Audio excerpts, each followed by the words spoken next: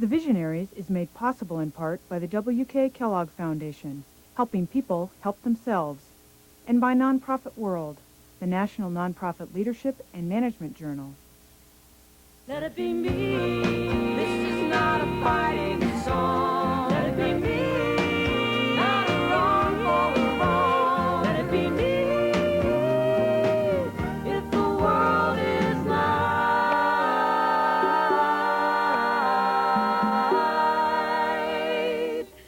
shine my life like a light.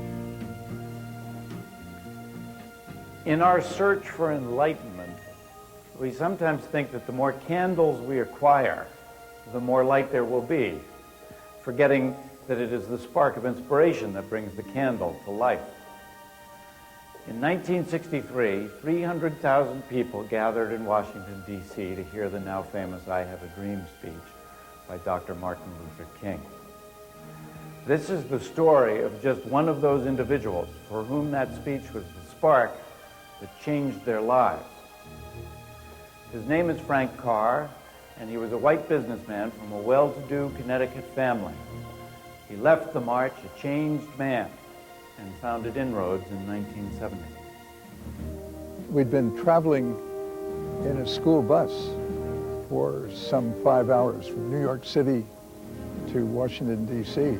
Instead of taking the main entry into Washington, they put us through the inner city. And I still remember the older black women especially that were lining the streets and with their graying hair and the tears streaming down their face. We finally got to the Great Mall about 9 o'clock.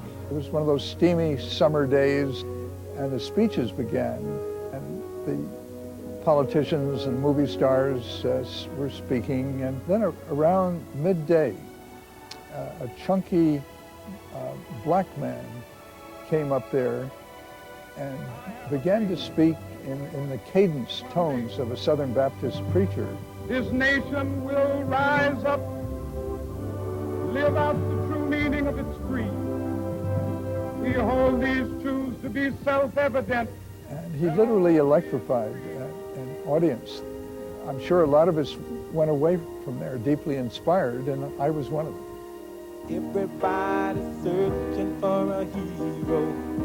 People need someone to look up to. I never found anyone who fulfilled my need.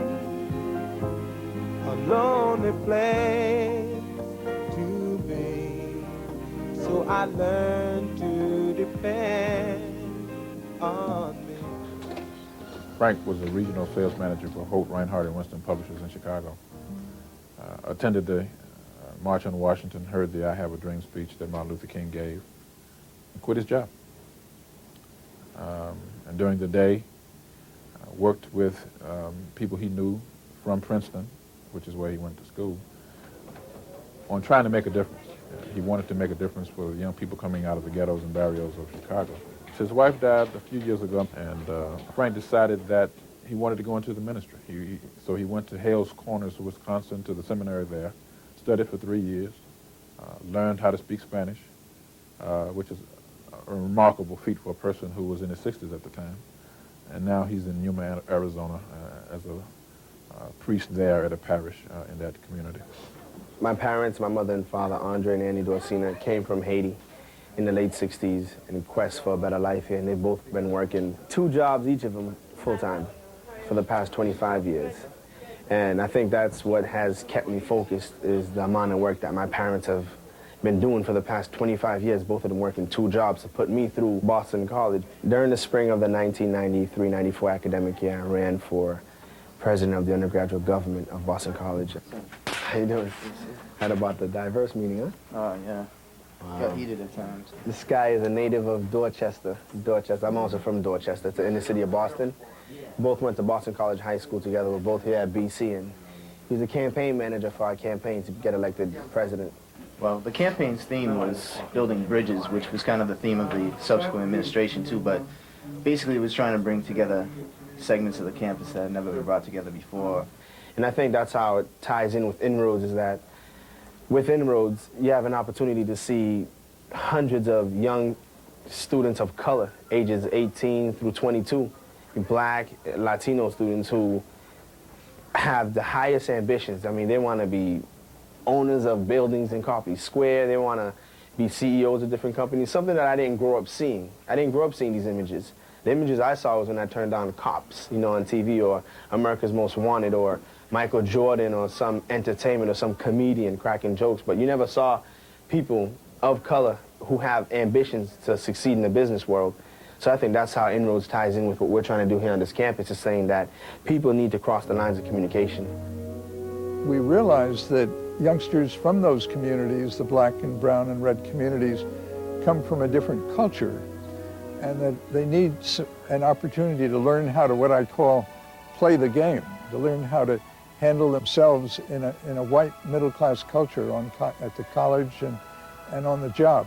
I first heard of INROADS when I was a senior in high school, a couple of months before graduation, and this was the whole idea of getting involved in business was a little different for me. My parents grew up in the countryside in Cuba.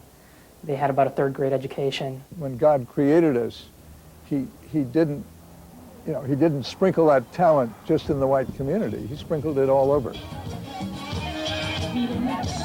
Here at Arizona State University, I'm in the pre-business program. In my family, there's 7 of us total. My father, he's currently in the Air Force, the United States Air Force, stationed at Luke Air Force Base. My mother, she works on the base also. She's a receptionist for the Luke Air Force Base Hospital. I'm the oldest of 5 children, so I'm the first to actually go to college, which is giving my family, you know, that incentive to make sure that my younger sisters and brothers will have the same opportunities. It's about building that network so that you can help those that are trying to come up. Our mission is to develop and place talented minority youth in business and industry and prepare them for corporate and community leadership. We started in 1970 with 25 students and 17 sponsoring corporations. We've grown dramatically over the years. We've gone from that 1 affiliate to now having 46 across the country. From those first 25 students to now having over 6,000 students. And from those initial 17 corporations to now having over 900 organizations that support our mission. We were creating a network for high potential students who just happened to be dark complexioned and who just happened not to know how to play the game, but had a lot going for them. You know, they had the motivation, they had the personality, they had the intelligence. I worked for John Hancock Life Insurance, the Big Blue Towers in Copley Square, and it was a funny experience the first time I walked in there.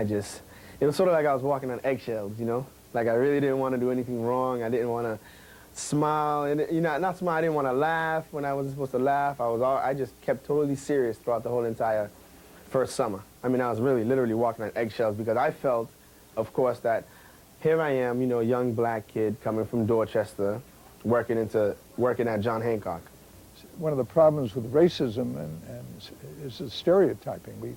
We see them, people of other skin color, as second-class citizens. In my mind, my stereotype was that, well, people hold this perception of me, therefore I must not act in a certain way to portray the stereotype, because that's not, first of all, that's not me, period, you know, so how can I be what I'm not? And second of all, instead of just sitting back and saying, oh yeah, they have that stereotype of me, you know, the hell with them, no, take the opportunity, cross the lines of communication, speak to somebody, regardless of what stereotypes I might think the manager holds on me. Take the first step. I decided long ago never to walk in anyone's shadow.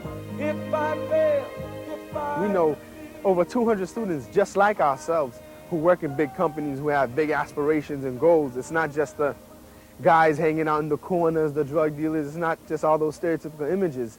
But you see people, your same age group, who have high aspirations of being CEOs and presidents and vice presidents, and it's just wonderful to see kids our own age have so much goals and want to go so far in life. It motivates you. It makes you feel as if you are somebody and that you are important. I guess you'd say I come from the upper middle class. I always gone to private schools like Andover and Princeton, and so it was I think a life of privilege and position compared to the young people that I'm talking about, that typically are from, many of them are from fairly, at least in my day, were from fairly deep in the inner city. Frank Carr is a remarkable human being. He's one of the most decent human beings I have ever known. And on the other side of that, when he was running INROADS, he was very businesslike. I mean, he had the vision, he had a missionary's zeal, and all that good stuff. But he was a very good business person. He was a good strategic thinker. He was the best salesperson I ever saw. And to have done what he did at the time he did it, as the years go on, it makes the story even more remarkable. And doing what he's doing now, being a priest out in Arizona, it just adds to the luster of his life's story.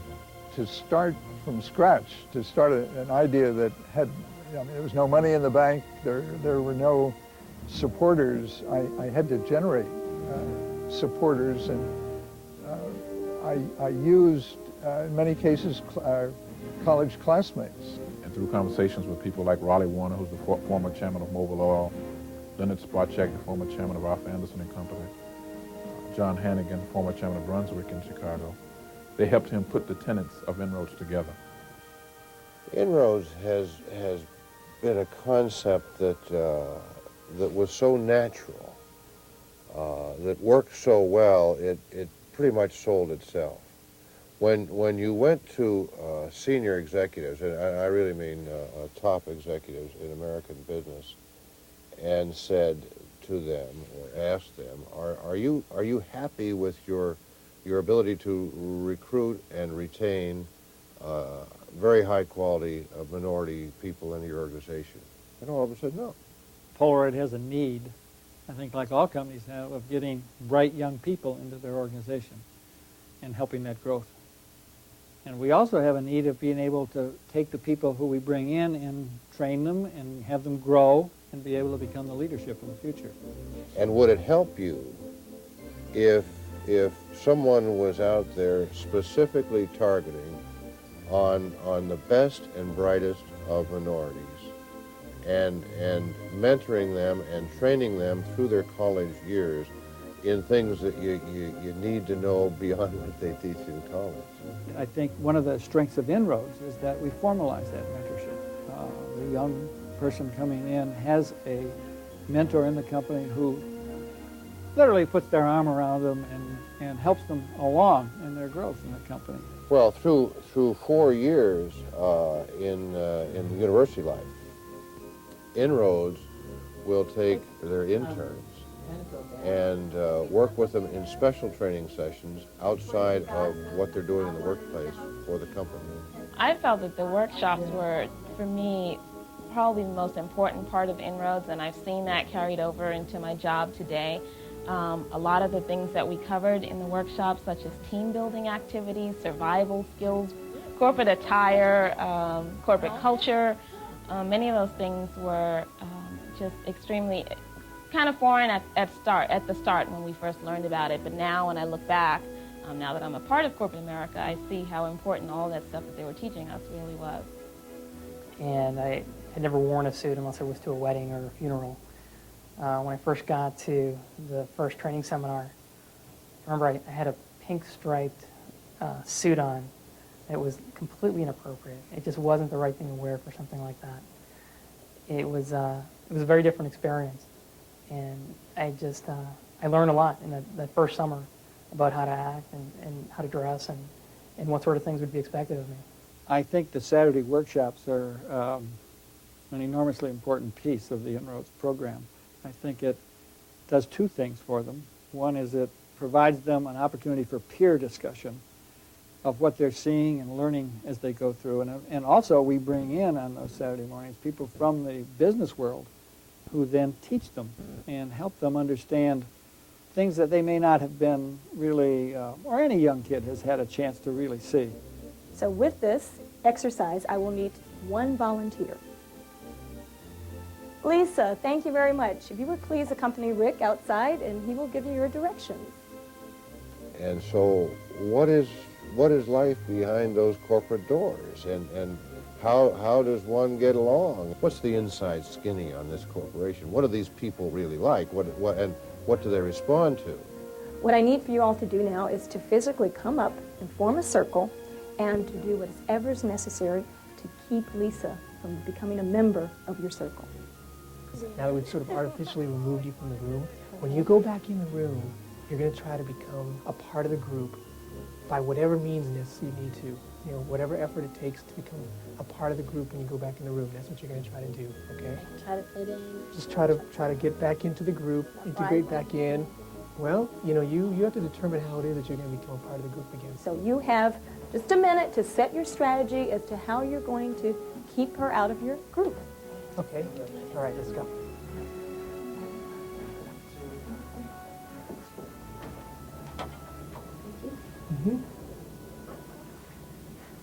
Hello. Okay. Can you get in that way?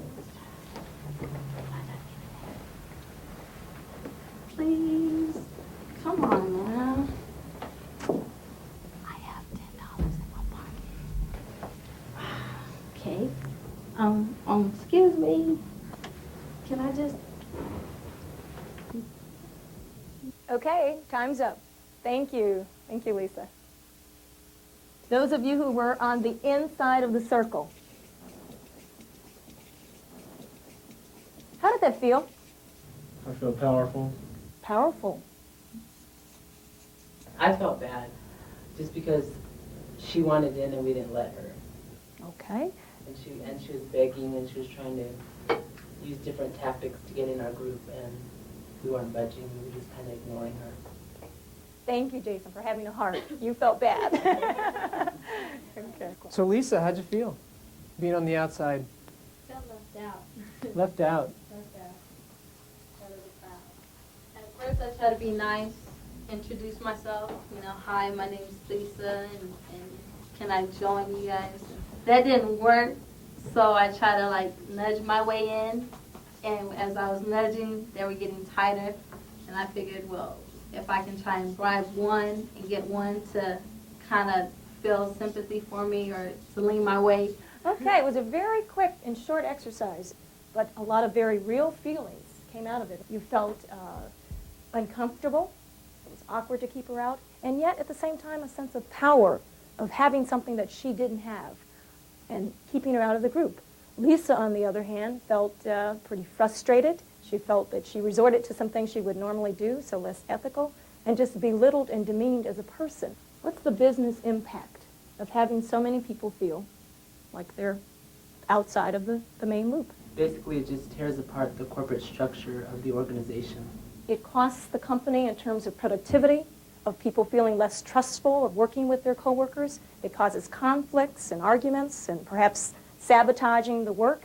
And basically, as Jason said, it just tears apart the corporate structure.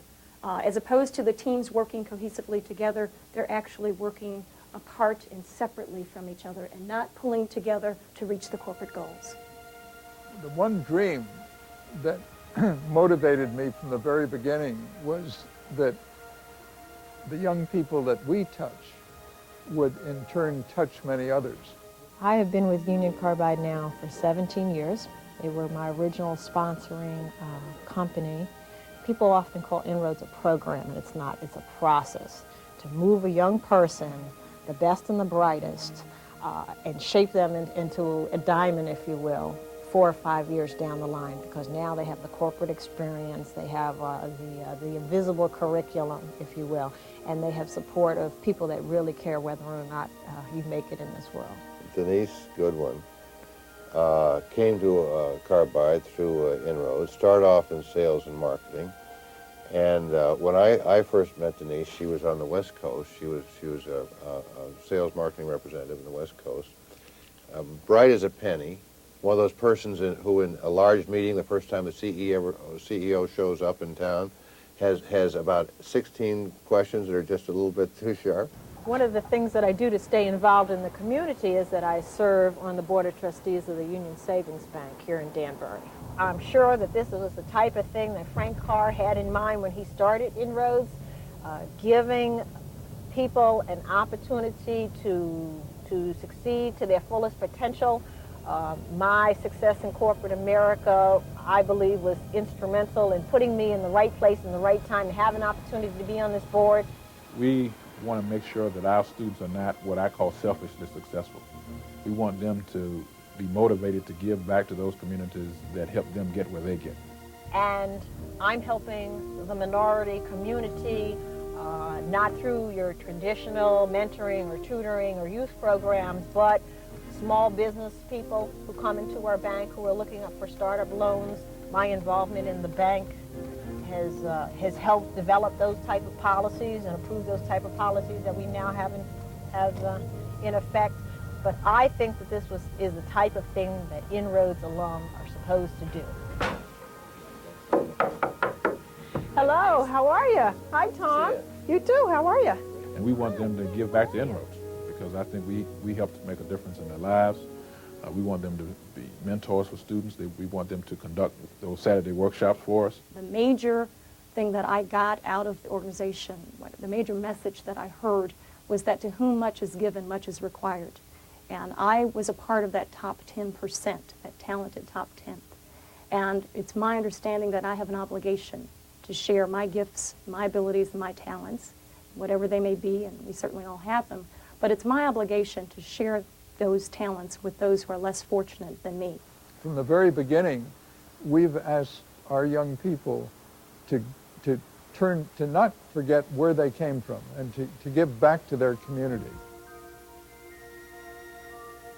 Going to college and being involved has really given me a lot of skills that I can use once I graduate. You have to remember that you do have your Indian culture besides just having to be around the city all the time and going to school. That's very important that you are of two tribes also, Hopi and Isleta.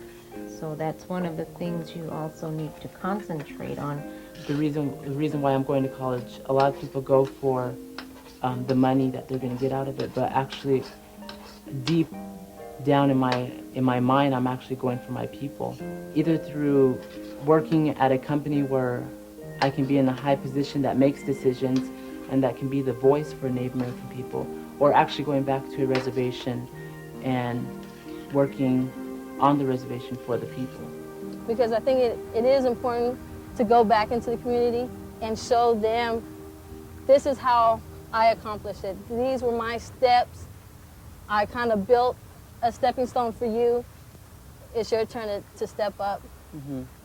I think ultimately when I'm 40 or 45 or so, I want to be a teacher. I think I'd like to be a teacher. I mean, I want to work with kids. Money, I know money can't make you happy because I'm happy and my parents don't have any money. They're working 2 jobs and they're happy. So does that mean me having money makes me better than them? The young intern was right and wise beyond his years. It is not about money. It's not really about power either. It's about having a seat at the table. It's about being a player. Because the rain, love of all was happening to me. That's right. I found the rain, love of all inside. Yeah, when I got here at Boston College and I saw that the president of the student government was black like me and also a member of INROADS, I was moved. I was so proud, and that just is something that I can look at and somewhere down the line know that in the future either I can be in that same position, another Will Dorsina, or there's many more students here at Boston College that can carry on, you know, what you carried on. Since its inception, INROADS has provided a route into corporate America for thousands of minority students. This year alone, 6,000 of America's best and brightest minority students will go to work in places like Union Carbide, Polaroid, and Anderson Consulting through the INROADS internship program. But there are no quotas, no guaranteed jobs, and no lowering of standards. There is only opportunity offered to those who have the content of character to compete and win a job in the marketplace. If you would like to order the companion book to the Visionaries series, or would like to learn more about any of the Visionaries profiled, call 1-800-647-5559. And if by chance that special place that you've been dreaming of